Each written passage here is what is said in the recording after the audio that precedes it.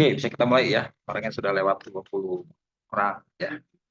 Oke, selamat malam semua ya. Selamat ketemu kembali di kuliah kita hari ini ya. Di pertemuan kedua ya. Pertemuan kedua untuk mata kuliah sistem pengendalian manajemen. Di minggu pertama saya sudah berikan bahan ya, bahan yang mencakup konsep dasar dalam pengendalian manajemen ya. Nah, kemarin saya juga berikan kasus ya untuk Anda pelajari dan hari ini kita bahas ya. Hari ini kita bahas, tolong nanti kita akan meminta partisipasi dari Anda sekalian untuk membahas kasus ini, terutama untuk menguatkan konsep yang sudah kita pelajari uh, dari bahan yang sudah saya berikan.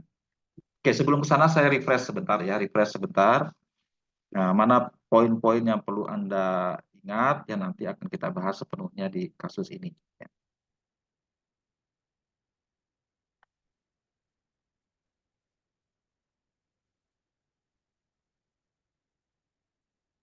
Tadi ya.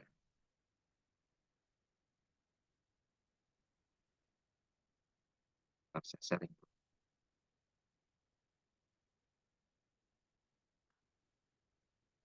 Paham.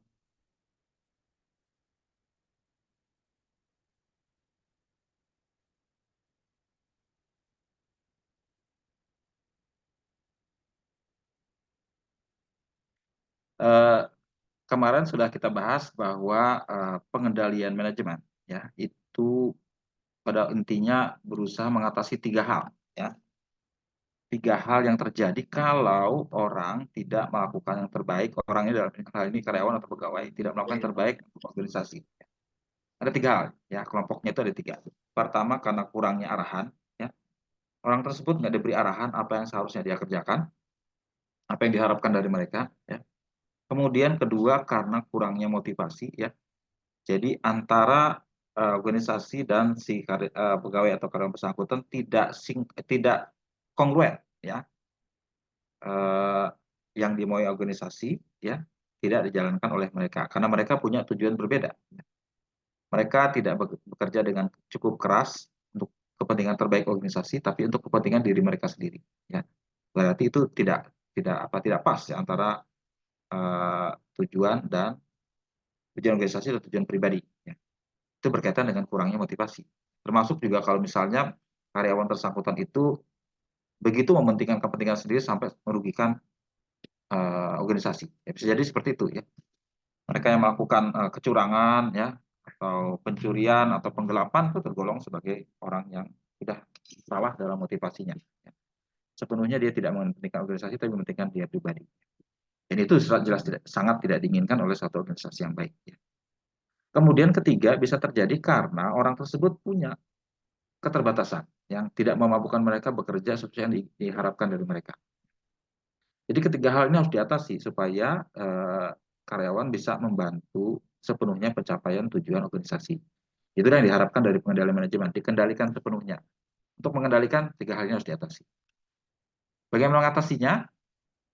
Itu kalau menurut menurut skema yang sudah kita pelajari bisa pertama ya.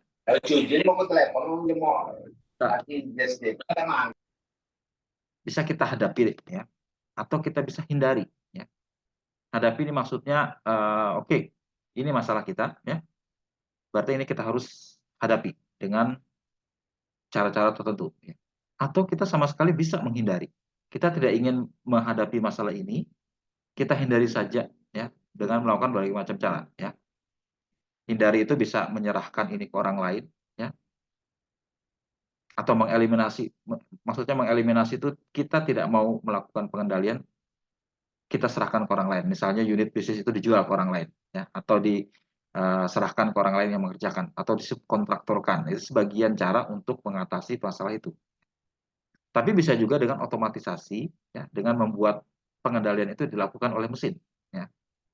Atau sentralisasi, kita tidak mau pusing-pusing, repot-repot, menyerahkan, mendelegasikan proses pengendalian itu, kita ambil alih, ya, keputusan di kita sendiri. Jadi relatif tidak terlalu banyak pengendalian, semua dikerjakan sendiri, ya, sentralisasi. Kemudian bisa caranya membagi risiko dengan pihak lain, ya, join dengan pihak lain atau sharing risiko dengan pihak yang mau menanggung kalau terjadi kerugian dan lain sebagainya. Itu sharing risiko atau berbagi risiko. Itu dihindari. Ya. Tapi tidak semua hal bisa dihindari. Tetap kita harus bisa mengatasi masalah tersebut. Ya. Terutama kalau kita mau pegang kendali sepenuhnya, itu tidak bisa dihindari. Semua harus dihadapi. Ada 3 cara untuk melakukan pengendalian, ya, untuk mengatasi masalah itu bisa dengan pengendalian tindakan, pengendalian hasil, dan pengendalian manusia. Yang mana yang harus kita bisa lakukan itu tergantung, ya. Kalau misalnya kita eh, apa mau terdapat pilihan untuk menghindari, kita bisa menghindari. Tapi kalau menghindari itu sudah tidak mungkin, kita ambil cara lain, ya. Pertama, apakah kita bisa mengandalkan orang yang mengerjakan dalam hal ini? Kalau kita bisa mengandalkan mereka, kita bisa melakukan pengendalian pertama, pengendalian manusia, people control. Kalau orang tersebut nggak bisa kita andalkan, atau kondisinya tidak memungkinkan hanya mengandalkan 1-2 orang, atau beberapa, kita bisa ambil alternatif lain. Ya. Kalau kita punya pengetahuan tentang tindakan spesifik tertentu, kita bisa melakukan pengendalian tindakannya, action control. Ya. Kemudian, kalau ternyata kita kurang tahu atau kurang pas, atau kurang cukup kuat, kita bisa melakukan pengendalian hasil. Ya, pengendalian hasil itu hasilnya yang dikendalikan. Ya. Tidak repot-repot menentukan tindakannya, tapi hasilnya yang dipegang. Jadi ujungnya yang dipegang, depannya diserahkan ke masing-masing pelaksananya. Ya. Tentu saja ini setiap pengendalian punya kelebihan dan kelemahan. Nanti kita dibahas di bagian selanjutnya juga di bahan yang saya berikan, ya, atau dari rekaman yang saya berikan. Masing-masing punya kekuatan dan kelemahan masing-masing. Lebih tepatnya adalah dikombinasikan. Semakin besar organisasi, semakin besar suatu lembaga, biasanya tidak cukup hanya dengan satu jenis pengendalian. Waktu perusahaan itu masih kecil, ya, organisasi masih kecil, ya, hanya pemilik dan beberapa orang karyawannya, itu mungkin cukup pengendalian manusia cukup. Ya. Kalau dia punya anak buah yang dia bisa percaya, maka pengendalian manusia sudah cukup. Tapi begitu organisasi itu sudah sangat besar, ya, kegiatan aktivitasnya sudah sangat banyak atau mencakup berapa bagian wilayah atau cakupan geografis yang semakin luas, tidak mungkin kita mengandalkan hanya manusia saja. Kita perlu sistem yang lebih terpola. Ya. Maka itu perlu pengendalian tindakan dan pengendalian hasil. Jadi semakin kompleks organisasi, biasanya semakin banyak jenis pengendalian yang dilakukan, karena kompleksitasnya tidak mungkin bisa dihadapi dengan cara sederhana. Ya. Dan untungnya dengan perkembangan teknologi informasi itu bisa dimudahkan. Ya, proses pengendalian dimudahkan, diefisienkan, dan diefektifkan dengan teknologi informasi. Tapi tidak bisa menggantikan sepenuhnya. Kalau dalam konteks pengendalian manajemen, dan hubungan dari atasan ke bawahan itu tetap harus melakukan tindakan dengan sentuhan manusia. Tetap harus ada. Nah, itu garis besar masalah pengendalian. Nah, berdasarkan pengetahuan ini, coba kita bahas kasus yang saya berikan kemarin. Ya. Kasusnya sederhana saja, ya, kasus sederhana saja. Tapi kita bisa berkaca dari sini, sesederhana ini pun kompleks masalahnya. Ya. Masalah pengendalian cukup kompleks, ya. Kita coba uraikan dari kasus ini, apa kira-kira masalah yang dihadapi di sini, apa kira-kira solusinya dengan mengandalkan cara-cara mengatasi pengendalian yang sudah kita pelajari tadi, ya. Apa action plan-nya ke depan. Itu yang coba kita bahas di hari ini. Sudah jelas mudah-mudahan itu, ya. Oke, kita masuk ke kasusnya ini. Ugar Fitness. Ini ada satu kasus sederhana saja, ya. Lingkupnya pun kecil, tapi cukup mengandung masalah. Ya, cukup mengandung masalah yang coba kita bedah di pembahasan pada hari ini. Oke. Untuk bagian pertama kita coba uraikan dulu, ya. Ada yang mau mencoba menguraikan masalahnya ini apa? Ya. Utama uraian kalau kita membahas kasus, pertama kita harus coba uraikan dulu masalahnya secara global, ya. Baru habis itu kita pilah-pilah, ya, pilah-pilah, ya, berdasarkan kerangka teori yang sudah kita punya, teori yang tadi ya saya jelaskan. Coba kita pilih-pilih. Ini termasuk kategori yang mana? Ya. Seperti apa duduk masalahnya? Baru nanti kita bisa coba identifikasi pemecahannya seperti apa. Tapi silakan, ada yang mau membahas dulu? Saya tidak nunjuk ya, mungkin sukarelaan saja. Izin Pak, Silakan, Mbak. Ya. Eh, dari Jadi, apa masalah dulu? studi kasus yang pertama ini, Rosalia itu dihadapkan pada dua masalah. Yang pertama itu tindakan yang harus diambil terhadap Santi yang terlibat pada pencurian uang dari klub, dan yang kedua itu bagaimana memastikan operasional bisnisnya tetap efisien untuk melindungi asetnya tanpa harus turun tangan langsung. Mungkin dari yang saya temukan dari studi kasus pertama itu ada dua itu, Pak. Ya, dalam hal ini dia menghadapi Dua masalah, Pak. apa itu dua masalah. Yang tadi tindakan yang harus diambil kepada sahabatnya sendiri, kepada Santi itu, Pak, sama operasional bisnisnya tanpa harus turun tangan secara langsung itu, Pak. Jadi kalau kita jabarkan, itu tiga masalah itu ada di sini kan? Masalah kurangnya arahan, masalah kurangnya motivasi, keterbatasan pribadi, ada nggak masalah itu di sini? Coba kita jabarkan dulu. Apakah ketiga masalah itu ada dalam kasus ini?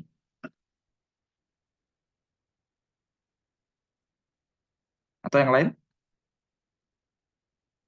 Ada yang punya Izin pendapat Pak, apakah kita punya masalah dalam hal ini menyangkut ketiga hal tersebut?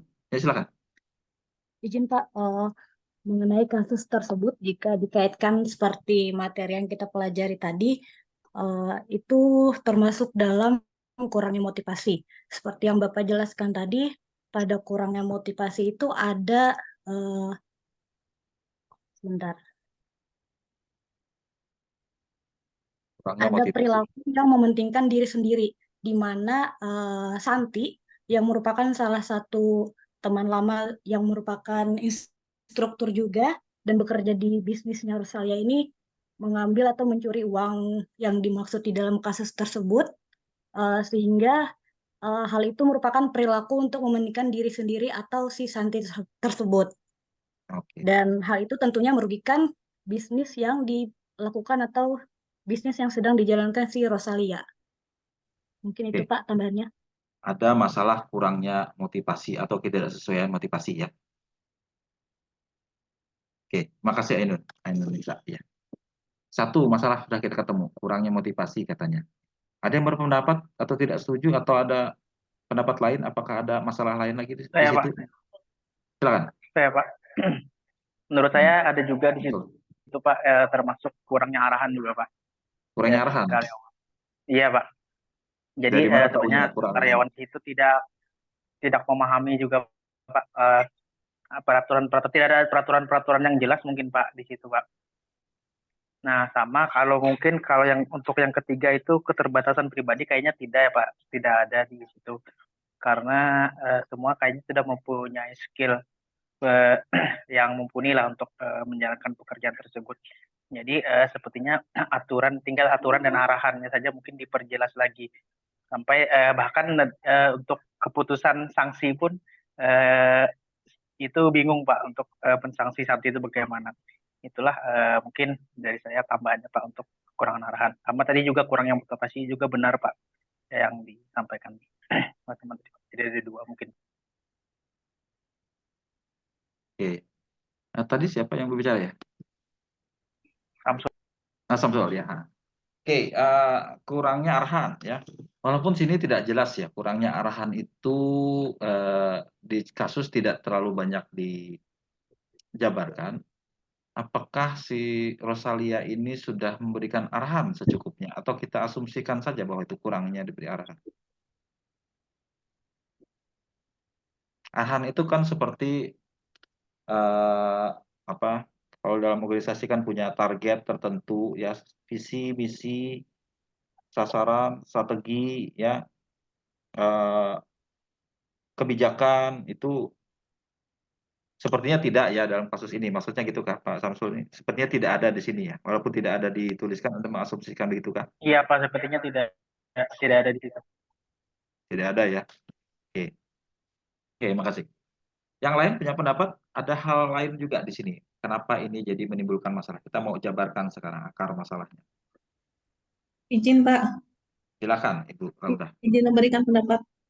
Mungkin dari pendapat saya mungkin ada juga terkait dengan keterbatasan pribadi karena si si temannya ini tidak melakukan pekerjaan baik ataupun sehingga pekerjaan tersebut juga tidak dirancang baik oleh Rosalia. Mungkin seperti itu Pak pendapatnya. Dia tidak punya keahlian di bidang administrasi keuangan gitu, Bu? Iya Pak, di bidang dia kan sebenarnya pelatih fitness ya Pak. Ya, Ya, produktivitas. ya. Mungkin dia tidak punya keahlian di bidang itu. Ya. Alasannya Ya, karenanya dia lupa mencatat atau gimana tadi itu ada. Ya. Uang tunai tidak disetorkan ke bank, tidak dicatat. Ya. Ya. Oke. Nah. Jadi ada 3 ya. Ada 3 orang berpendapat sudah ada 3. Pertama, kurangnya arahan, kurangnya motivasi, keterbatasan pribadi. Ada lagi yang punya pendapat masalah ini? Terkait dengan masalahnya? Sebenarnya 3 itu apa? 3 masalah pokok. Walaupun di banyak manajemen masalahnya banyak sebenarnya ya. Dan ini 3 masalah pokok yang ini. Tapi selain itu ada juga banyak masalah lain. Izin Bapak menambahkan sedikit. Silakan. Eka Maaf. Santi. Siap Bapak. Mohon maaf kameranya tidak terlihat Pak karena Ya, sedang nggak apa-apa. berjalan. Mungkin menambahkan saja selain 3 permasalahan di atas tadi memang sudah sangat termasuk ya di dalamnya. Mungkin satu yang saya mencoba mencari dari sudut pandang lain yaitu adanya ketergantungan dari hanya kepada satu personal untuk menjalankan bisnis ini. Jadi adanya sentralisasi yang menyebabkan si Santi ini mempunyai kewenangan yang banyak dan kesempatan untuk melakukan hal-hal yang mungkin dianggap tidak wajar dan akhirnya merugikan perusahaan. Nah, itu mungkin yang menjadi salah satu permasalahan Pak kalau menurut sudut pandang saya Pak. Mungkin itu. Terima kasih Pak. Terlalu bergantung pada Santi ini ya. Betul Pak. Ya. Oke. Pergantungan berarti kurangnya mengatur mengenai staffing ya. Kelihatannya cuma 1 orang nih aja yang diberikan dia banyak pekerjaan. Tugas utama Santi adalah pemasaran, pemeliharaan fasilitas, penjadwalan, pencatatan ya. Itu kan tugas pemasaran, tugas umum, tugas keuangan jadi satu semua. Ya, ya betul Bu, itu ya. Tidak ada staffing yang kira-kira cukup tepat di sini ya. Oke, makasih Bu Eka. Ada lagi yang punya pendapat? Saya coba jabarkan Izin bedah masalah. hendak Silakan. menambahkan sedikit Pak. Ya, Ibu Nggih. Lubna. Nggih, ulun yang lainnya sih ulun setuju Pak dengan teman-teman yang lain. Nah, kalau ulun menambahkan di bagian yang pertama tadi yang kurangnya arahan, ulun mengambil dari paragraf yang mulai sebagai manajer bisnis itu kan Pak. Di situ Ya. kan betul tadi si Santi ini mendapatkan tugas yang sangat banyak, padahal dia juga tetap berfungsi sebagai instruktur. Nah, sehingga manajerialnya ini kurang baik sebenarnya Pak, karena di situ dikatakan ketika dia menjadi instruktur, kadang-kadang yang menggantikan di bagian administrasi itu bisa instruktur yang lain atau kadang-kadang pegawai administrasi paruh waktu. Nah, hal ini yang menyebabkan pencatatan administrasinya kurang baik. Terlalu banyak yang memegang bagian tersebut sehingga tanggung jawabnya jadi lebih tersebar. Kemudian dari segi pencatatan kemungkinan untuk terjadinya kesalahan atau bias juga sangat besar Pak. Mungkin mengambilnya di bagian situ untuk yang kurangnya arahan. Jadi dari Rosalianya arahan ininya kepada tim instruktur dan pegawai yang lain itu kurang tegas gitu Pak, secara Ya, tupoksi. Lalu kalau keterbatasan pribadi mungkin lebih ke Rosalianya.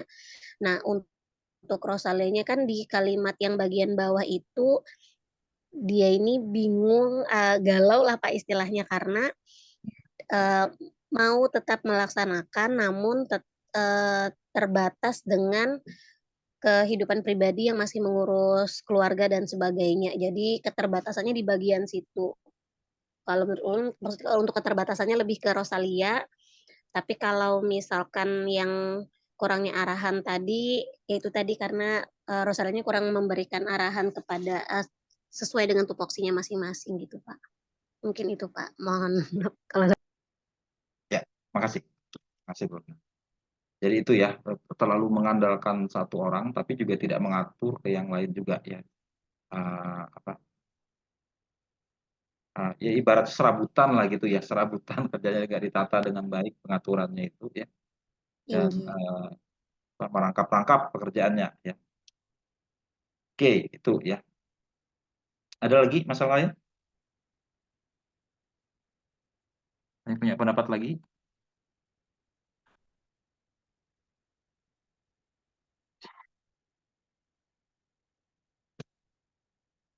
Oke, kalau tidak ada kita lanjut ke masalah dia tadi itu ya. Dua masalah besar, pertama dia harus memutuskan apa yang harus dilakukan ya. Apakah dia bisa memecat saja si Santi tadi atau memaafkannya? Apa yang harus kita lakukan? Apa yang Rosalia harus lakukan? Perlukah dia memecat temannya tadi ya? Atau memaafkan? Dia punya pendapat harus dipecat atau tidak? Gimana? Di kelas satunya pendapatnya ada yang pecat saja Pak katanya. Ada yang bilang enggak, dimaafkan saja katanya. Mungkin hilaf dan sebagainya ya. Menurut Anda Mohon izin gimana? Pak. Silakan. Ya pendapat dia Pak ya. Menurut saya Pak, karena ini tadi akibatnya karena aturannya belum diatur dengan baik Pak ya, jadi agak bingung menentukan sanksinya Pak. Tapi kalau menurut saya, apabila si Santi ini memang adalah salah satu ujung tombak yang patut dipertahankan, mungkin salah satu jalannya itu bisa pertama kita identifikasi dulu Pak, apa permasalahannya sampai dia melakukan kecurangan atau pencurian uang tersebut. Nah, terus bisa kita kasih punishment atau sanksi yang lain, misalkan berupa minta pengembalian dan lain-lain apabila dia sudah bisa memenuhi, atau misalkan di dalam proses dia pemenuhan atau nanti dipotong dari komisi dan lain-lain, kita kasih juga surat peringatan Pak, surat peringatan pertama lah mungkin seperti itu Pak. Tapi kalau memang dia tidak bisa berkomitmen untuk memperbaiki, bahkan tidak bisa mengembalikan, ya kemungkinan karena mungkin ini termasuk pencurian ya Pak. Kalau saya pribadi mungkin larinya ke pidana sih Pak, kalau emang misalkan merugikan gitu Pak. Tapi kalau bila yang bersangkutan mengakui dan kita bisa mengidentifikasi masalah tersebut, mengetahui permasalahannya, dan dia pun kan di situ juga katanya salah satu ujung tombak juga Pak di perusahaan tersebut kan Pak ya, hitungannya yang banyak juga membawa orang juga ke situ. Ya. Nah, kemungkinan itu tadi Pak, seiring berjalan waktu bisa kita minta untuk pengembalian atau pemotongan di gajinya atau komisi-komisinya. Mungkin itu Pak, sambil kita kasih mungkin surat peringatan pertama. Selain itu juga mungkin karena kini peraturan tidak diatur dengan jelas ya Pak ya, makanya mungkin salah satu juga bagi perusahaannya itu membuat peraturan yang lebih jelas lagi Pak. Mungkin terkait peraturan struktur organisasi, job desk dan lain-lain lah, target-targetnya juga, bahkan sampai punishment yang akan diberikan apabila terjadi lagi kecurangan. Mungkin seperti itu Pak. Ya, jadi tidak langsung memecat ya. Ada proses lebih dahulu, terutama mengenali masalahnya gimana. Ya. Setelah masalah jelas, baru diambil tindakan lebih ekstrim gitu Kak. Betul Pak. Ya. Betul sekali Pak. Oke, makasih Pak Samsul. Yang lain ada punya pendapat? Perlukah kita memecat langsung atau bagaimana? Izin, Pak. Eh, Izin Pak. oh ya, mana yang duluan tadi? Pak Rizal. Baik, Ya. terima kasih, Pak. Izin berpendapat. Kalau menurut saya memang sependapat dengan Pak Samsul tidak perlu dipecat dulu, karena ini kan ada pernyataan dari yang bersangkutan dan pengakuan untuk memperbaiki dan tidak akan pernah melakukan ketidakjujuran lagi. Pendapat saya karena si Rosalia juga masih membutuhkan Santi dalam beberapa hal, terutama marketing dan struktur dan sebagainya, maka yang harus dilakukan adalah tidak dilakukan pemecatan, namun dilakukan semacam pernyataan atau penandatanganan fakta integritas, itu yang pertama. Yang kedua, tidak menempatkan atau menugaskan si Santi lagi pada bidang yang dianggap bermasalah, yaitu dalam manajerial keuangannya.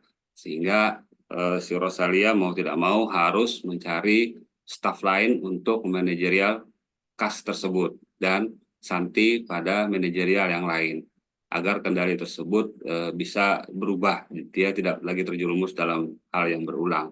Nah, itu yang pendapat saya, Pak. Terima kasih. Jadi memindahkan Santi ke bagian lain, tidak di posisi itu lagi. Tidak di posisi dalam memegang pembayaran dan sebagainya, tapi dia memfokuskan pada pemasaran dan struktur. Nah, gitu, Pak. Oke, ya. Oke, makasih Pak Farzil. Ada yang lain tadi, kalau saya ada yang mau bicara juga tadi. Ya, izin Pak. Yusda, Ya, Pak. silakan. Yusda. Sepenuhnya saya setuju dengan dua pendapat tadi Pak, dan saya tadi juga ingin menyampaikan bahwa karena dalam hal ini bisa dikatakan fraud, artinya dari sisi integritas seorang pegawai itu sudah apa ya bisa dikatakan cacat Pak. Jadi mungkin karena memandang pertemanan, persahabatan antara pemilik usaha dengan manajernya, ya alangkah baiknya tidak langsung dipecat, tetapi tidak lagi diberikan kepercayaan untuk memegang posisi akunting dan keuangan. Sehingga saya juga setuju dengan pendapat Pak Rizal tadi bahwa fungsi Santi ini dikeluarkan dari pencatatan keuangan dan ya segala sesuatu yang berhubungan dengan keuangan apa. Jadi intinya hubungan pertemanan tetap terjaga, hubungan pekerjaan juga tetap berlanjut dengan memindahkan Santi di posisi yang tidak mengatur masalah keuangan. Mungkin itu Pak pendapat saya Pak. Ya, makasih. Sudah kerja di Jemprida ya? Iya, betul Pak. Ya. Oke. Pendapat hampir mengkerucut ya, bahwa karena berbagai kondisinya tadi ya, kita tidak bisa langsung memecat ya. Tentu saja masih bisa memaafkan, tapi juga membuat prosedur pengaturan di mana dia tidak lagi ditempatkan sebagai posisinya semula ya. Oke. Jadi tidak ada yang ekstrim sampai langsung memecat ya.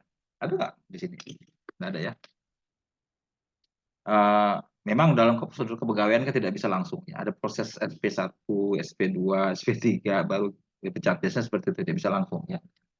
Apalagi dalam kasus ini juga bawahan tidak bisa disalahkan karena memang arahannya nggak jelas itu ya. Bisa juga seperti itu ya. Walaupun ya tidak ada excuse kalau seseorang melakukan fraud itu salah ya. Tapi fungsi pembinaan kadang-kadang masih ada dalam hal ini ya. Kadang-kadang kita sebagai atasan itu juga harus koreksi diri, apa yang ternyata kita kurang berikan arahan, kurang berikan panduan, atau memungkinkan adanya satu kesempatan terjadi, itu sebenarnya salah pimpinan juga ya kan. Tidak bisa sepenuhnya kita menyerahkan ke orang lain tanpa ada pengaturan arahan terlebih dahulu ya. Itu juga salah satu hal yang perlu disadari ya. Begitu kita bekerja sebagai seorang pimpinan atau manajer, biasanya kita harus antisipatif ya, berbagai macam hal yang ternyata tidak kita sadari sebelumnya mungkin akan terjadi, yaitu yang coba kita ini kan. Nah, dalam kasus ini kan perlu adanya kearifan juga melihatnya ya. Ya Pak sudah silakan. Pak izin Pak menyambung pendapat tadi Pak. Ya.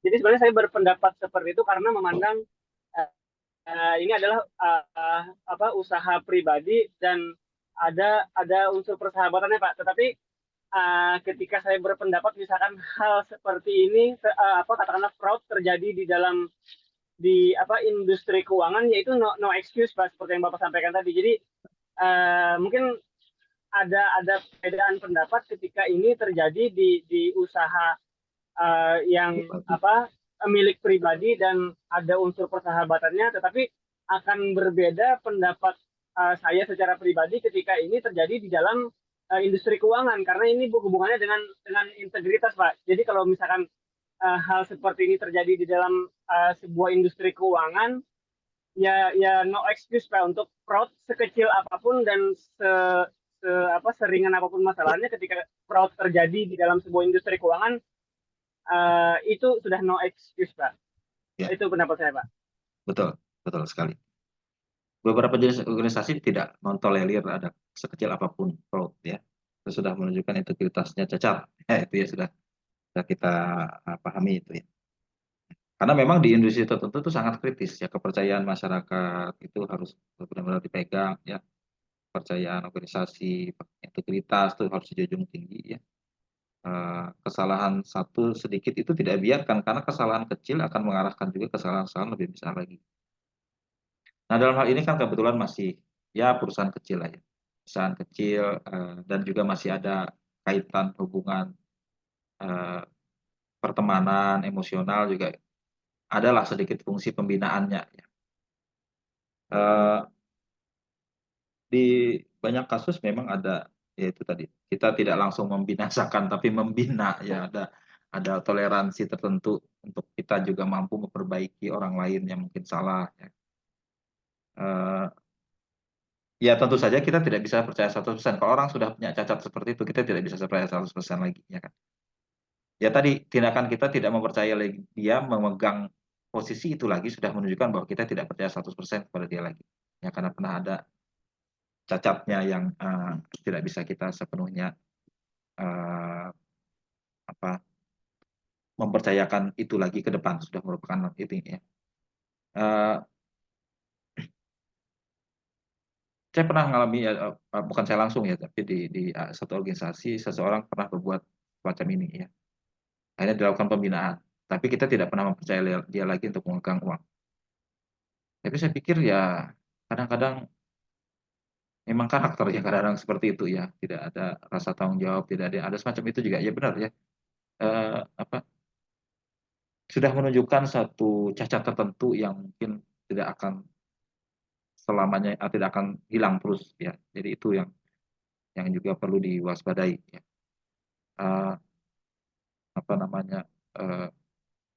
Aspek etika berkaitan dengan integritas, kejujuran ya. Rasa tanggung jawab itu sudah harus melekat ya, dalam organisasi. Sekali itu sudah cacat, seumur hidup tak akan ini lagi ya. Dalam hal ini masih ada opsi tentu saja, dia sebagai teman juga masih bisa melakukan pendekatan yang tidak sepenuhnya lepas, karena orang pertemanan itu kan juga ada semacam ikatan tanggung jawab satu dengan lainnya, mungkin dia masih bisa berpandangan semacam itu. Ya oke, ya itu sudah bisa kita pecahkan masalah satu itu. Kemudian apa yang harus kita lakukan selanjutnya ke depan? Ya, oke, tadi kita tidak akan menempatkan si Santi ke posisi semula seperti yang sudah ya, tapi kita atur lagi. Nah sekarang secara lebih spesifik ya, tadi kita punya cara pemecahan. Pertama, menghindari. Ya. Kedua, menghadapi dengan 3 langkah. Pertanyaan pertama, apakah kita bisa menghindari, si Rosalianya ini bisa menghindari tidak mau berhadapan dengan masalah ini lagi karena dia tadi itu ya, dia juga punya tanggung jawab keluarga yang harus dia urus ya. Kalau dia pusing, dia sebenarnya bisa menghindari ya. Apa ya kira-kira alternatifnya kalau dia mau menghindari? Mohon izin, Pak. Silakan. Ya, Pak. Menurut pendapat saya ya, Pak ya untuk Bugar Fitnessnya itu mungkin bisa lebih pertama dia membuat struktur dulu, Pak, struktur organisasi yang jelas untuk perusahaannya. Halo, Pak. Ya. Oke. Terus dia mungkin membuat job desk, Pak. Membuat job desk untuk masing-masing karyawannya dengan bagus. Terus dia juga menjelaskan target-targetnya, Pak. Target-target masing-masing di masing-masing bagian lah. Dan terus untuk kontrol keamanan mungkin tadi ya, Pak ya, karena tidak bisa mengawasi secara langsung, mungkin bisa digunakan kan sekarang ini Pak banyak ada CCTV, Pak.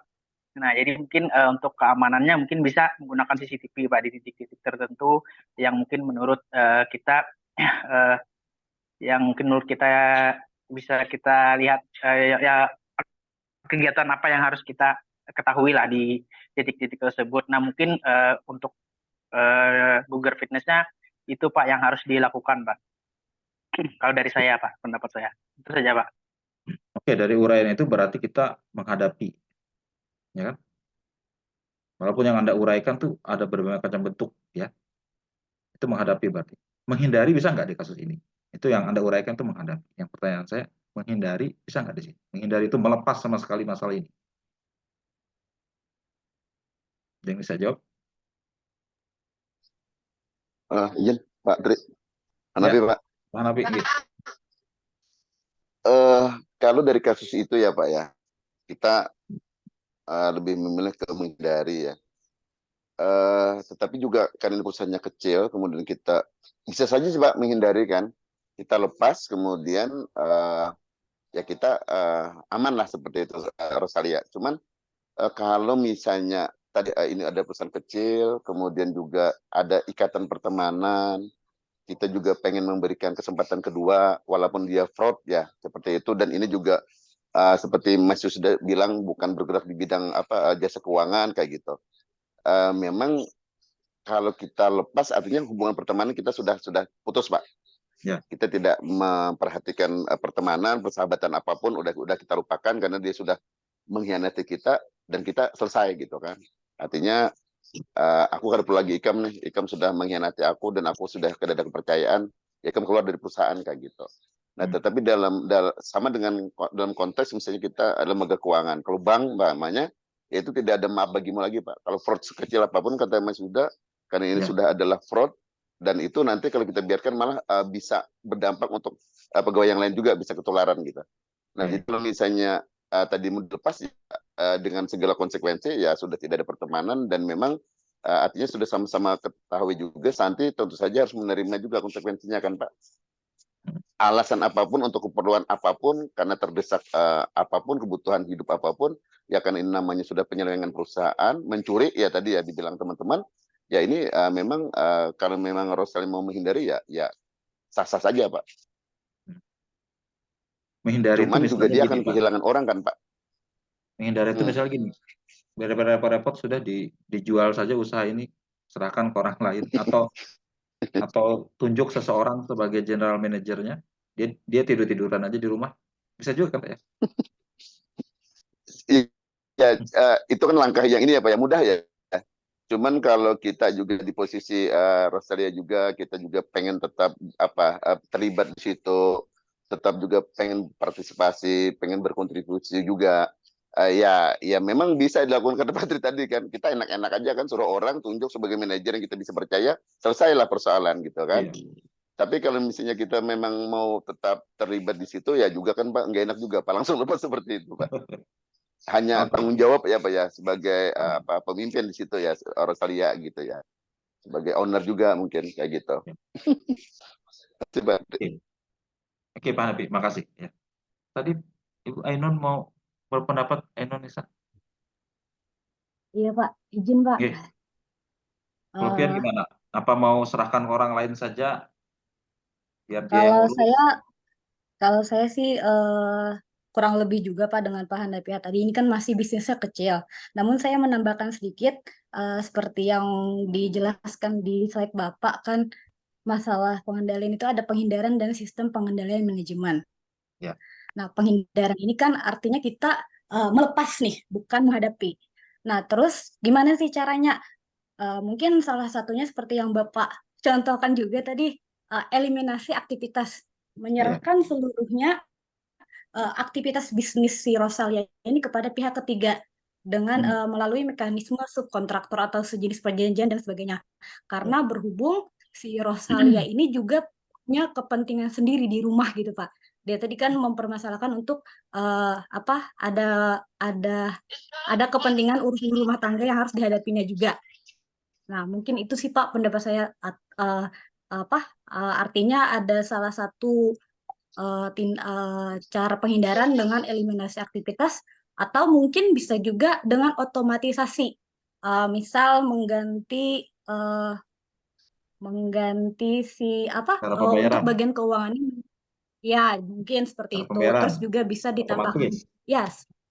Ya, begitu Pak. Terus juga bisa juga ditambah otomatisasi. Ini kan berkaitan dengan teknologi juga nih Pak. Mungkin ditambahkan juga dengan CCTV yang seperti dikatakan oleh Pak Samsul tadi. Nah, kemudian untuk sentralisasi kemungkinan tidak bisa karena di sini mengerjakan sendiri keputusan-keputusan yang sangat kritis.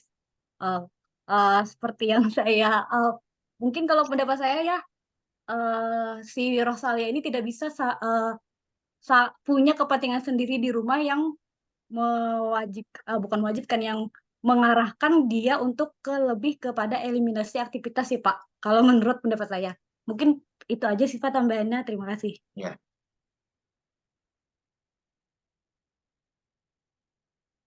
Ya. Kembali ke sini ya. Sebenarnya kita punya alternatif lain. Ini ya, perlu dipertimbangkan kita kalau mau mengambil keputusan kita harus membuka alternatifnya ya. Alternatifnya banyak ya. Jadi kita bisa timbang-timbang dan bisa memutuskan. Pertama tadi eliminasi aktivitas bisa ya. Jadi sekarang si Rosalia tidak lagi pusing mengurusi ini, serahkan saja ke orang lain. Ya. Saya pusing ini, saya punya anak di rumah, tidak bisa konsentrasi, pekerjaan kacau. Oke, sekarang kita cari orang, ya, jangan si Santi tadi, ya orang lain yang kita bisa percayai mampu, capable menangani. Dia menangani sebenarnya pengaturan di usaha dia di Google Fitness ini. Ya. Dia general manager, dia menetapkan apa yang tadi langkah-langkah yang Pak Samsul uraikan, dia menjalankan orang itu. Si Rosalia tinggal nunggu hasilnya saja di rumah. Bisa jadi kan itu, ya. Itu namanya eliminasi aktivitas. Dia tidak sama sekali tidak melakukan aktivitas itu, diserahkan saja ke orang lain. Ya. Tapi tentu saja ada konsekuensinya, misalnya ya ada tambahan biaya untuk itu dan dia harus bisa menerima cost yang lebih banyak untuk itu dan dia akan menerima hasil yang lebih sedikit. Ya, itu kompensasi jelas ya kan. Kedua, otomatisasi betul tadi. Otomatisasi berarti sebagian pekerjaan yang tadi rawan tadi sebagian bisa dikurangi dengan otomatisasi. Otomatisasi misalnya ya, semua pembayaran harus masuk ke rekening perusahaan. Ya. Langsung ditransfer ke rekening perusahaan, tidak lewat cek, tidak lewat uang tunai, ya. Semua lewat pembayaran di situ. Sekarang sudah amat dimungkinkan ya. Cashless transaction sudah mungkin dimungkinkan. Jadi memudahkan transaksi itu dimonitor, diketahui dan diterima langsung oleh si pemilik perusahaan. Bisa jadi seperti itu ya. Sentralisasi bisa sentralisasi, cuma ini repot ya. Bukan berarti nggak bisa. Sentralisasi berarti Rosalia turun tangan sendiri. Ya. Oh iya Pak. Turun tangan sendiri, menangani semua pemasukan uang, ya mengatur di kantor. Tapi konsekuensinya dia harus menyisihkan waktu yang lumayan banyak, dia bekerja full time, ya kan? Dia duduk di kantor, ya seharian, tidak bisa ditinggal-tinggal. Itu sentralisasi. Dia nggak percaya lagi dah. Teman-teman tapi mengkhianati begini, udah nggak percaya, saya turun sendiri dah. Nah itu kan bisa sentralisasi, ya kan? Terakhir bisa membagi risiko. Membagi risiko ini mungkin ada asuransi khusus kalau terjadi fraud, ya, atau ada sharing tanggung jawab dengan pihak lain. Ya misalnya ya dia ngajak orang lain joint venture, ya, untuk jadi pemilik Bugar Fitness ya. Itu salah satu bentuk berbagi sharing ya. Berarti kalau ada sesuatu seperti ini dia tidak nanggung sendirian, ada pihak lain juga yang ikut menanggung. Walaupun itu tentu saja ada konsekuensinya karena ada pihak lain yang ikut tanggung jawab, cawe-cawe istilahnya di sini. akan ada konflik, friksi dan lain sebagainya bisa terjadi, tapi paling tidak risikonya akan terkurangi. Nah, jadi penghindaran ini masih bisa dimungkinkan kok ya. Penghindaran kalau Santi nggak mau pusing-pusing, nggak mau repot-repot, ada pilihan dia bisa menghindari. Ya. Tentu saja ya tadi ada kenyamanan, ada harganya, ya kan? Mau nggak bersedia nggak Rosalia membayar harganya? Karena penghindaran ini bukan gratis, ya kan? Mengeliminasi saja, ya. Walaupun mungkin paling ekstrim adalah usaha ini saya nggak mau pusing, saya jual saja usahanya orang lain yang urus. Tapi kan habis itu dia nggak punya aktivitas lagi, ya kan? Oke, uangnya dia dapat, ya, tapi dia nggak punya kegiatan lagi. Ya.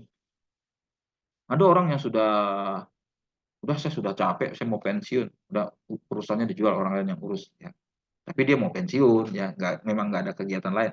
Lah si Rosalia ini kan masih muda, gitu kan. Itu juga perlu ditimbangkan sama dia. Ya.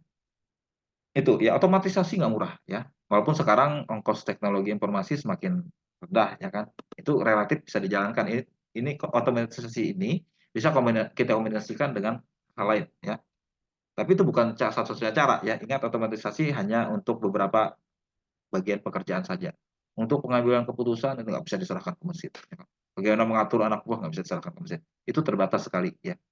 Sentralisasi jelas tadi ongkosnya mahal, ya. Santi sementara punya anak, punya keluarga yang mesti diurus, nggak mungkin dia full time di kantor, ya. Itu mungkin, tapi punya harga yang mahal, ya kan. Membagi risiko juga tadi saya bilang punya konsekuensi yang mungkin sulit. Nah, kesimpulannya dari ini, ya, ini alternatif yang ada, tapi dia memberikan konsekuensi atau implikasi yang mungkin tidak sesuai, ya. Nah, secara satunya lagi, ya, kita hadapi dengan menjalankan 3 jenis pengendalian. Nah, tadi kalau nggak salah Pak Samsul menguraikan berbagai macam cara. Itu sebenarnya macam-macam yang tergolong 3 jenis pengendalian ini, ya. Ada pengendalian tindakan, ada pengendalian hasil, dan pengendalian manusia, ya. Coba kita uraikan satu-satu, ya, di sini. Saya balik ke pengendalian hasil. Slide-nya. Apakah si Rosalia sudah melakukan pengendalian 3 jenis pengendalian ini dalam kasus ini? Coba kita bahas. Apakah Rosalia sudah melakukan 3 jenis pengendalian pada kasus ini? Pertama, ada pengendalian hasil. Jadi hasilnya yang dikendalikan supaya si karyawan termotivasi untuk mengejar itu. Adakah pengendalian hasil di sini? Coba kita telah. Apakah Rosalia sudah melakukan pengendalian hasil? Ada yang bisa kasih jawaban?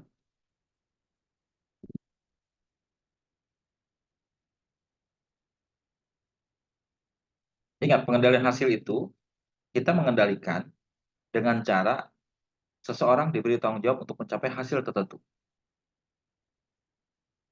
Begitu dia mencapai hasil, dia diberikan penghargaan sesuai dengan pencapaiannya.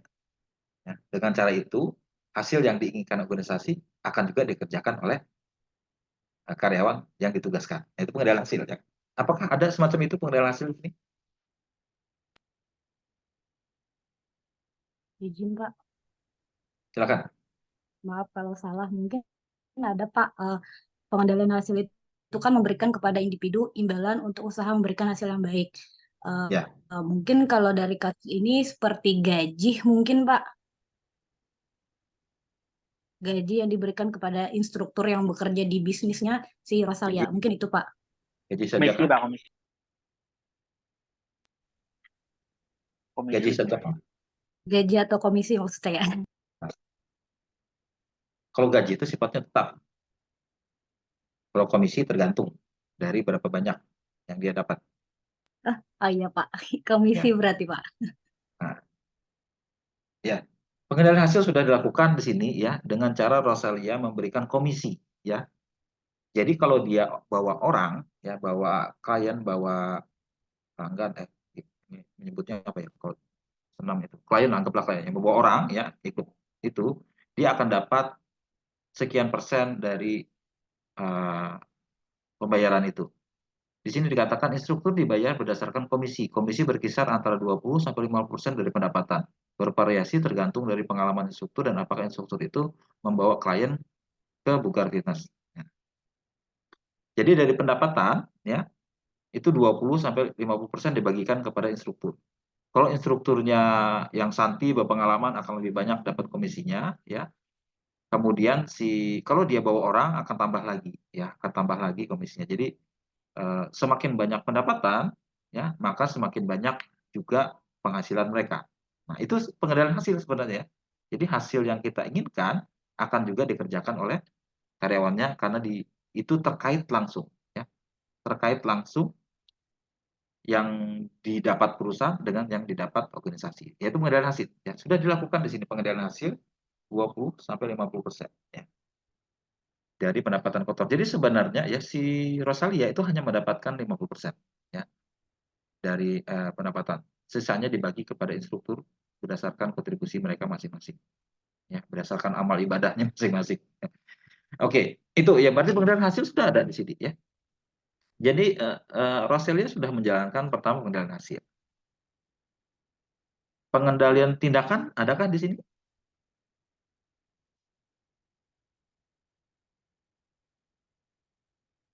Adakah pengendalian tindakan di sini? Pengendalian tindakan itu tindakan yang diatur, bukan hasilnya. Ya, karyawan harus begini, begini, harus masuk jam segini, harus Ada itu Pak jadwalnya Pak. Ada ya? jadwalnya. Selama jam kerja normal, ya, Bugar Fitness buka dari jam 5.30 sampai 21. Senin sampai Jumat. Itu juga buka dari 6 sampai 15 pada hari Sabtu dan Minggu. Ya. Itu jam bukanya. Ya. Jam bukanya aktivitas. Ya.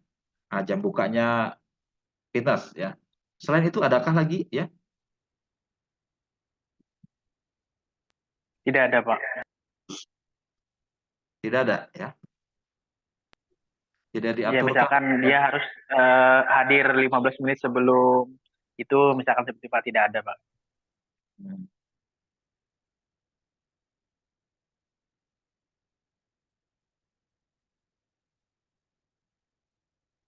Oke, tidak ada diatur ya. Jadi boleh dikatakan pengendalian tindakannya minimal.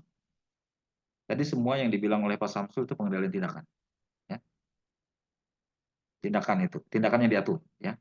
Pengendalian hasil ada, pengendalian tindakan minimal sekali. Ya. Pengendalian orang adakah di sini? Orang yang dikendalikan?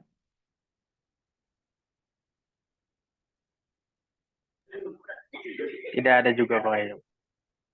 Pengendalian orang ada ya, karena dia mempekerjakan teman-teman ya, yang sudah dia kenal baik. Bahkan si Santi pun sebenarnya murni diberikan tanggung jawab besar itu karena dia teman baik. Ya. Jadi pengendalian orang itu kalau kita bisa mengandalkan orang itu secara pribadi, kita boleh dikatakan bisa mengendalikan orang. Pengendalian orang sudah dijalankan, tapi mohon maaf gagal.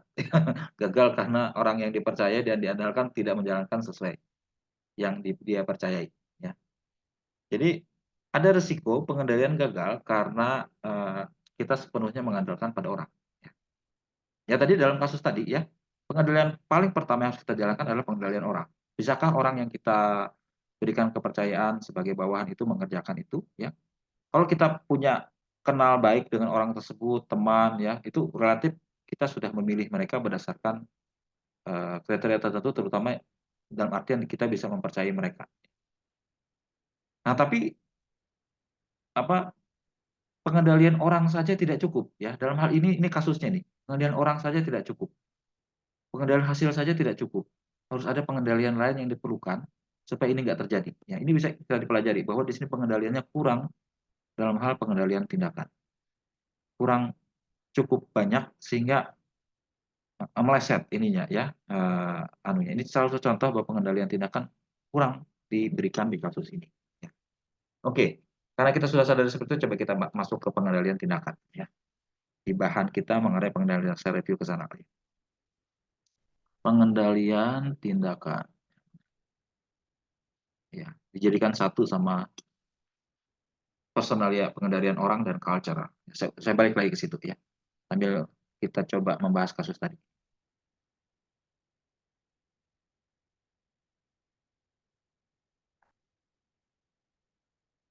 Nah, kalau pengendalian orang itu memastikan bahwa karyawan melakukan tindakan yang bermanfaat bagi organisasi, ya, dan tidak melakukan yang membahayakan organisasi, ya.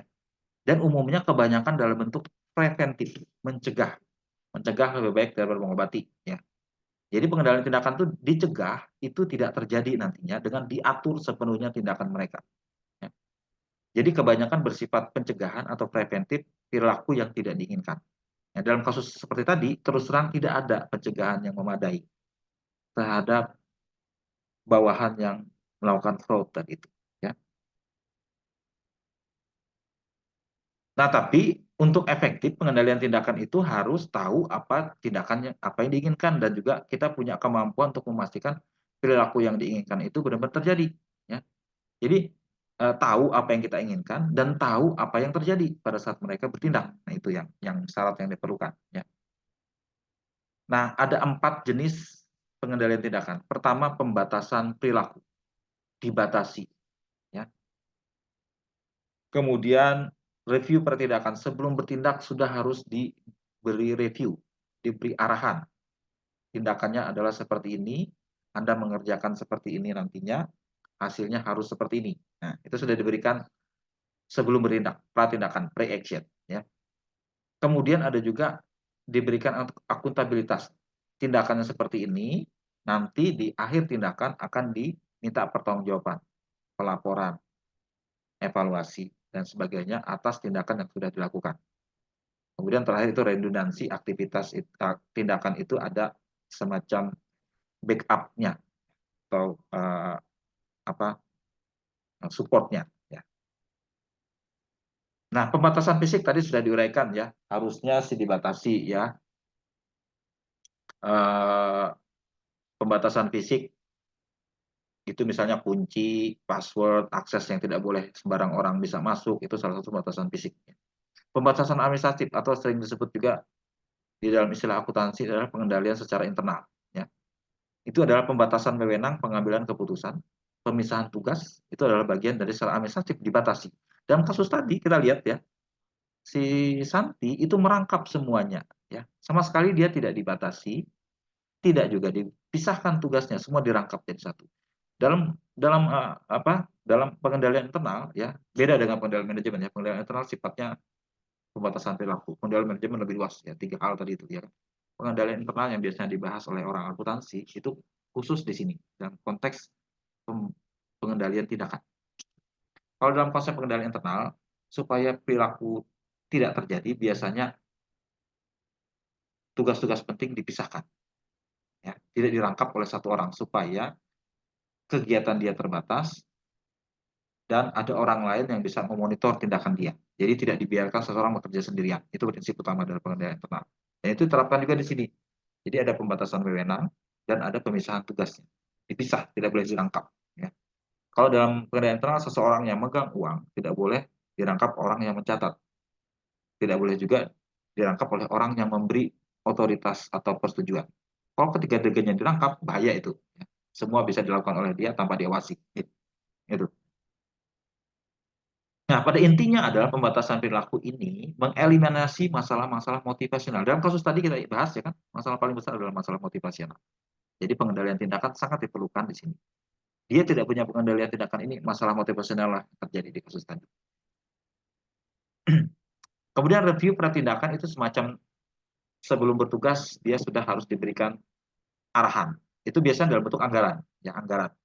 Kalau di banyak organisasi ada punya anggaran, itu sebenarnya satu bentuk pengendalian tindakan. Ya, kita akan mengerjakan ini sebanyak ini pada periode ini harus dilakukan. Ini program kerja kita harus dilakukan di periode ini. Itu adalah review pratindakan. Ya. Jadi apa yang dikerjakan sudah ditentukan dulu di depan. Ya.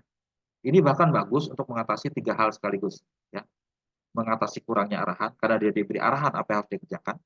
Memberikan motivasi, dia sudah tahu yang dikerjakan apa, ini yang mau dicapai. Kan sudah memberikan motivasi. Ini yang organisasi inginkan dari mereka untuk kerjakan. Ya.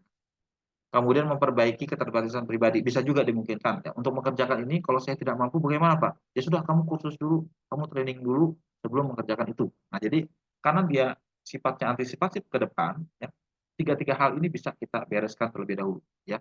sehingga akan mudah terjadi. Jadi proses penganggaran, ya, proses itu sangat ideal untuk mengatasi 3 masalah ini. Walaupun beberapa organisasi kadang-kadang agak mengabaikan anggaran, ya, karena anggaran itu terus terang terlalu membatasi. Ya. Ada organisasi yang sama sekali tidak mau pakai anggaran, ada zero budgeting. Ya, nanti kita bahas ya.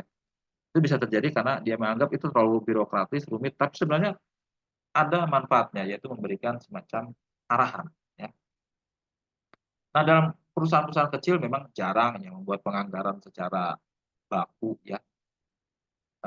Di dalam kasus perusahaan Bugar Fitness tadi juga terlalu mengada-ngada kalau kita membuat anggaran yang terlalu canggih di situ, ya. Tapi minimal harus adalah ya, harus adalah arahan ya kepada anak buah, ya. Ini kita mau capai target sebesar ini, ya. Ini harus kita capai. Pengendalian hasil sudah otomatis ada di kasus tadi, ya. Komisi sudah diberikan, ya. Kemudian dia juga harus coba rancang, ya. Anggaran kita berapa banyak untuk bayar gaji, berapa banyak untuk bayar sewa tempat, sarana, kebersihan dan sebagainya, ya kan.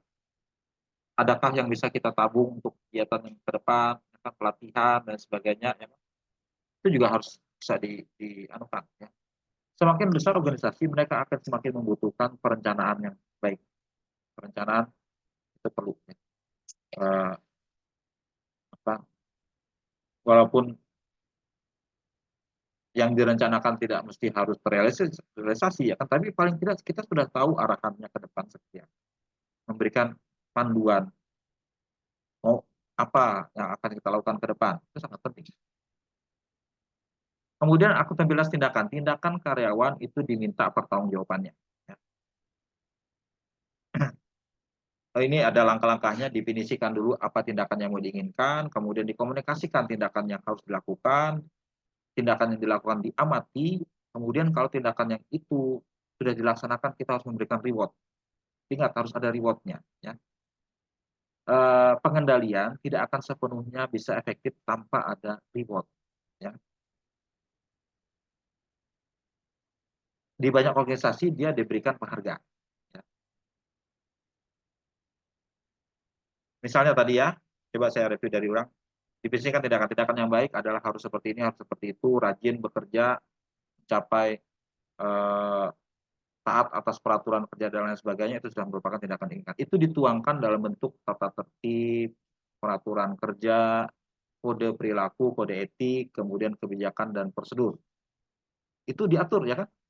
Tata tertib itu diatur, ya. Masuk kerja seperti ini, bajunya harus seperti ini, seragamnya harus seperti ini, di dalam kantor harus bertindak seperti apa, bagaimana menghadapi klien, bagaimana menghadapi nasabah, bagaimana bertindak terhadap rekan kerja, terhadap atasan, ya kan? Bagaimana prosedur kerja kita diatur semua dalam tata tertib. Ya. Jadi tata tertib itu upaya kita mengatur tindakan pegawai. Peraturan kerja, kode perilaku, kebijakan, SOP, standar operating procedure, itu ini harus begini dulu, begitu dulu, ya.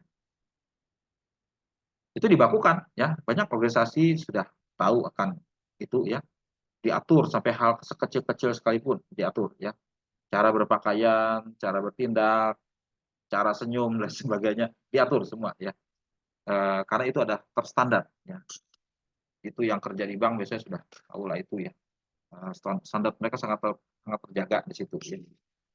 Standar pelayanan prima dan sebagainya itu sudah diatur. Bagaimana menghadapi nasabah, muka harus senyum, ya kan, penampilan harus menarik, harus bagus, rapi, tidak sembarangan dan sebagainya.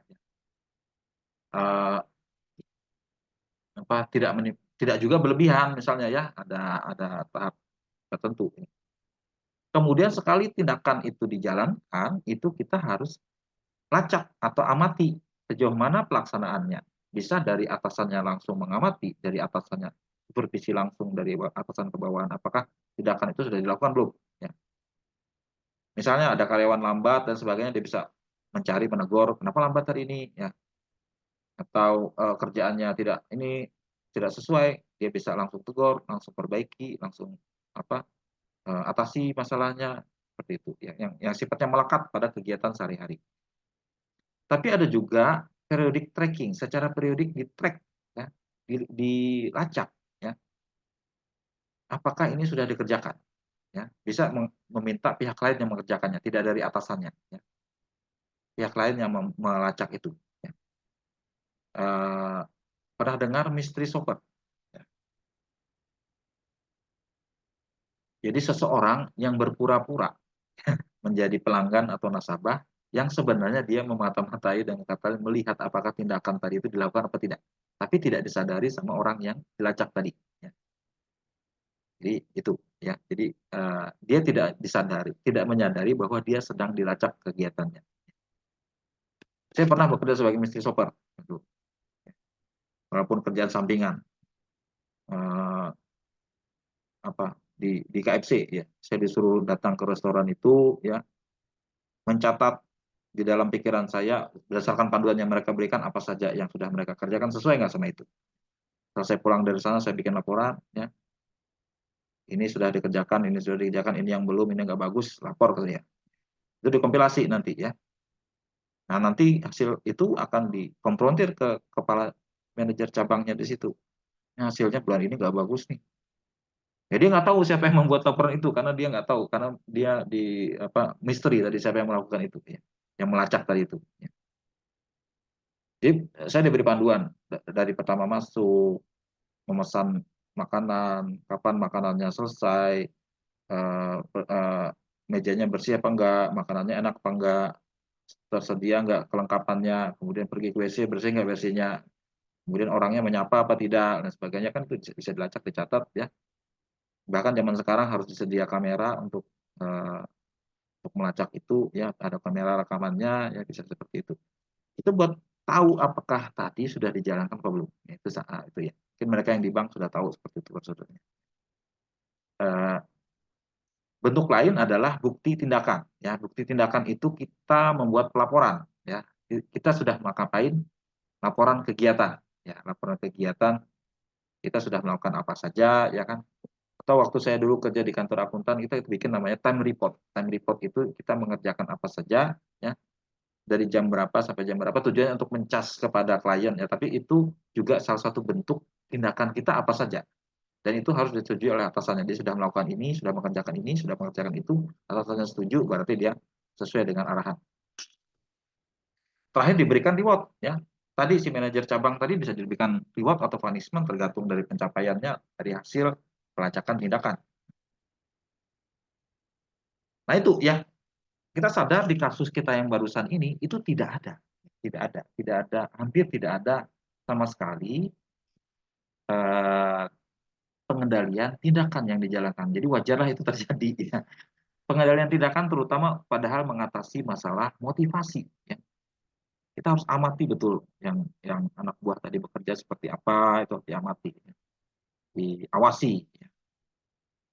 Nah, ya. Nah, sekarang Anda bisa mengapresiasi kenapa kita perlu diatur ya.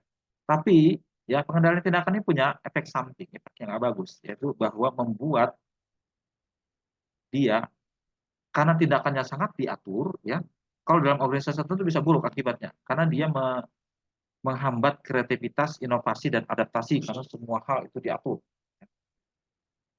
Organisasi yang sangat diatur, Anda tahu siapa? Pemerintah, ya organisasi pemerintah, pegawai negeri itu sangat diatur. Makanya dulu punya masalah, mereka terlalu birokratis, susah bergerak, susah melayani dan sebagainya. Karena dulu penyakitnya ada, dia sangat diatur, sehingga kalau di luar rel itu dia nggak mau. Nah, tapi sekarang sudah banyak perombakan formasi birokrasi, supaya mereka juga punya semangat juga melayani kepada masyarakat, karena mereka abdi masyarakat, abdi negara ya. Nah itu memang efek samping yang juga buruk dari kalau kita terlalu banyak mengatur tindakan ya, orang akan susah menyesuaikan, mengadaptasikan karena dia sudah terlalu kaku, istilahnya kaku ya. Dan juga menyebabkan sikap negatif ya, sikap negatif karena terlalu banyak diatur. Dalam organisasi yang tertentu yang menuntut adanya kreativitas justru itu dilonggarkan. Anda tahu di Google atau di Microsoft atau lembaga-lembaga yang startup ya, yang teknologi itu dilonggarkan. Aturan itu agak sedikit, bukan sedikit, banyak sebenarnya di ini. Kerja boleh seperti main-main ya. Bahkan ruang kerjanya dibikin seperti playground, tempat main. Ada tempat itu empuk, sofa yang empuk yang besar itu ya, kemudian suasananya cerah dan sebagainya. Jadi nggak seperti kaku tempat kerja seperti umumnya. Karena mereka mendorong kreativitas itu, dan kreativitas itu butuh lingkungan, butuh suasana, butuh lingkungan fisik, suasana, dan mood yang juga pas untuk kreatif. Mereka agak melonggarkan di situ karena kebutuhan seperti itu. Tapi kalau di tempat lain mungkin tidak, karena mereka apalagi yang kerjaan yang sifatnya rutin, yang itu harus tetap diatur. Ya. Bahkan pengendalian tindakan hanya untuk pekerjaan-pekerjaan yang sifatnya rutin. Only for highly routinized job. Ya. Oke, itu sedikit tindakan saya ya mengenai pengendalian tindakan. Pengendalian manusianya tadi itu ya mengalami kegagalan sehingga perlu kita lakukan pengendalian tindakan. Pengendalian hasil sudah dilakukan tapi tetap kurang memadai. Tidak memberikan efek untuk mereka sepenuhnya bertindak dengan benar. Itu. Jadi itulah yang perlu kita dapat dari kasus ini. Oke, ada komentar? Atau ada yang punya berbagi pengalaman tentang pengendalian di tempat kerja masing-masing? Silakan.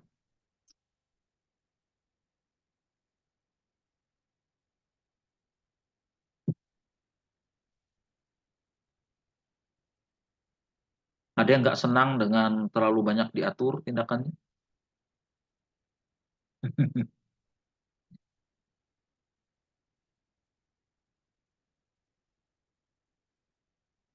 Ya.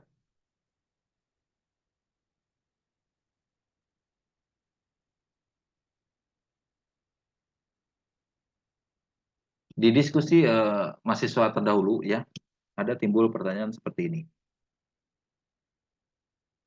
Oke lah Pak, kami sebagai bawahan diatur. Tapi kami juga bisa nggak Pak mengatur tindakan atasan kami katanya. Nah, bagaimana maksudnya? Ya.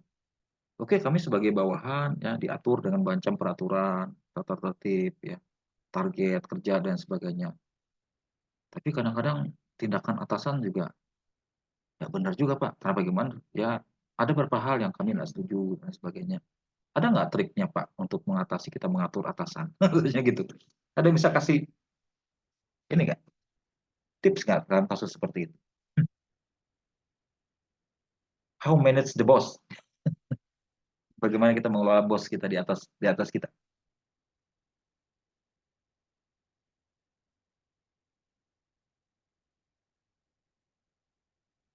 Gimana? Sebenarnya seorang bawahan itu juga harus punya trik tertentu, ya. Bukan menjilat atau bukan menyogok.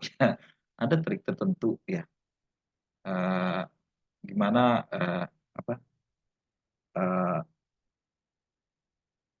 pada intinya adalah mengembalikan si pimpinan tadi ke rel yang benar sebenarnya, ya. Apa namanya?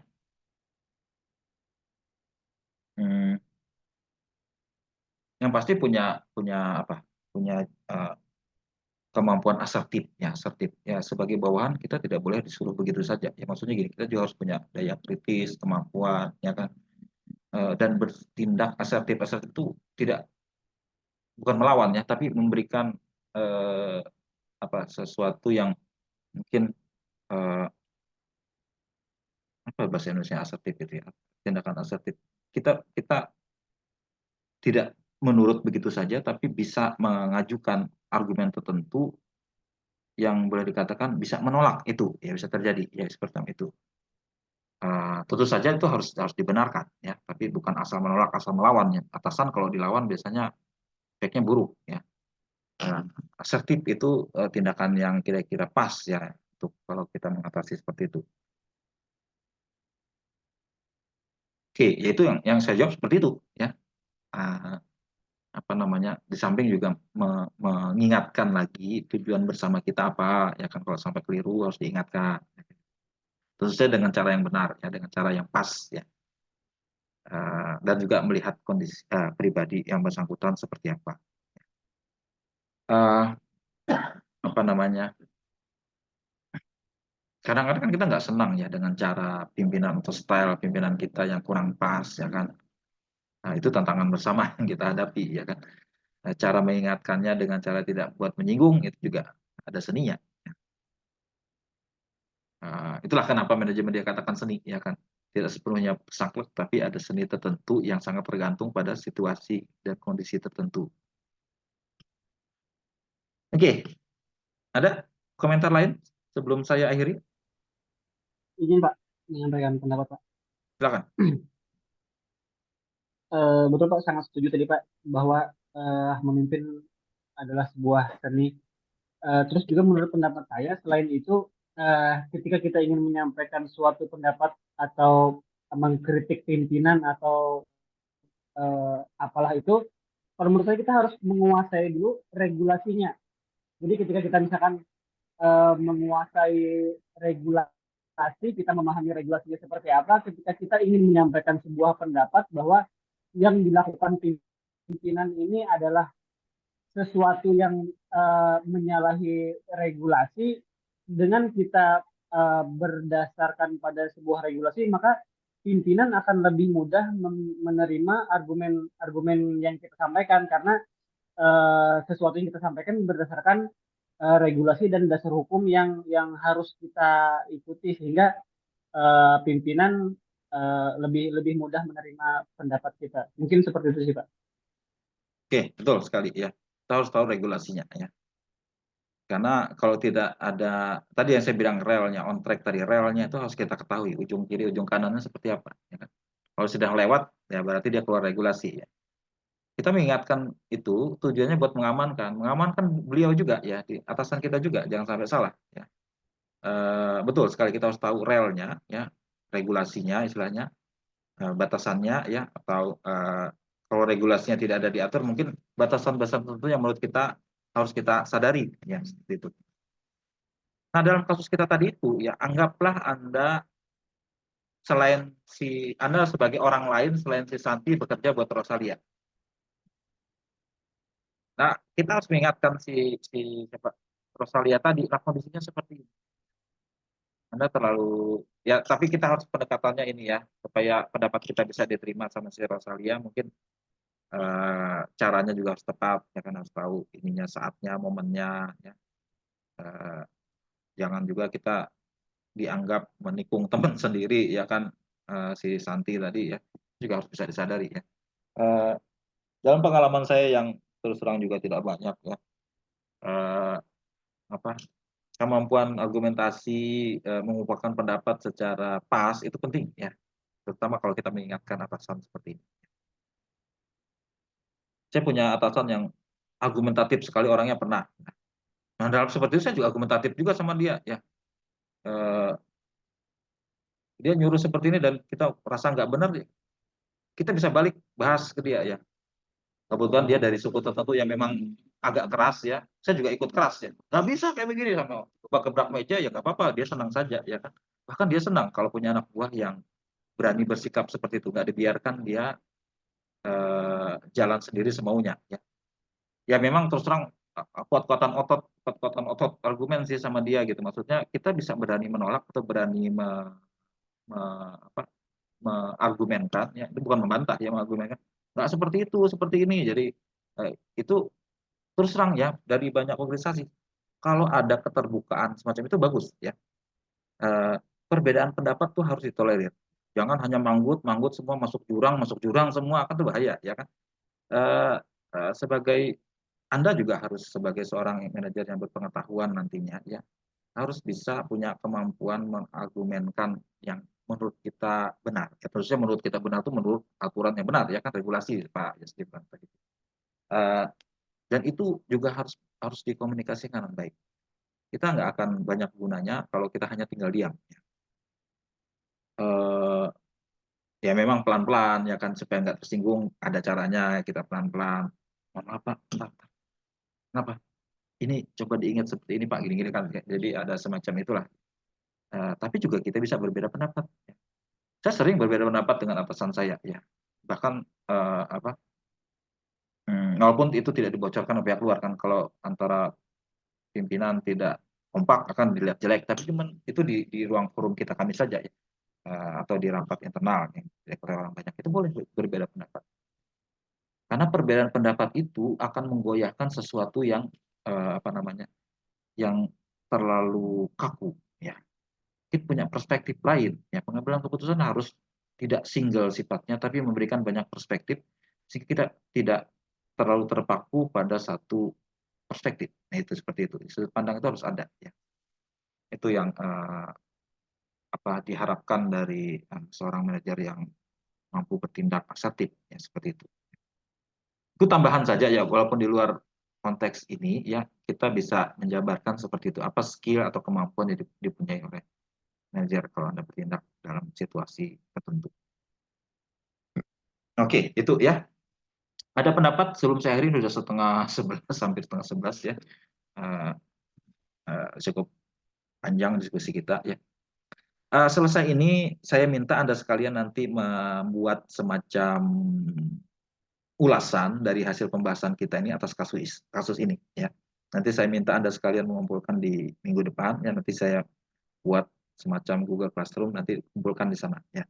Jadi tolong dibuat intisari dari pembahasan kita pada hari ini mengenai kasus ini ya, menjawab tadi itu pertanyaan 1, 2, 3 dan apa yang harus kita lakukan dan bagaimana, apa kurangnya di kasus ini, harusnya kita baiki seperti apa ya kan, itu sudah kita bahas tadi. Nah tolong dibuat itu secara tertulis ya, nanti akan saya minta kirimkan ke tempat yang saya sediakan nanti. Nanti rekaman ini ada saya bagikan, nanti rekaman perkuliahan kita pada hari ini saya bagikan, kalau Anda mau nyimak lagi silakan ya, saya sediakan, nanti tolong kita rangkum menjadi tulisan yang baku ya, sebagai bentuk pemahaman Anda atas topik ini. Minggu depan dikumpulkannya ya. Nanti minggu depan masuk bahan baru, nanti diskusi, nanti kita juga bikin summary semacam ini. Ada juga saya minta buat duluan baru kita bahas, bisa jadi seperti itu ya. Tapi pada hari ini saya minta di belakang saja. Oke ya. Itu nanti ya, habis ini besok mungkin saya bagikan ini rekaman kuliah pada hari ini. Oke, itu ya. Ada pertanyaan sebelum saya akhiri?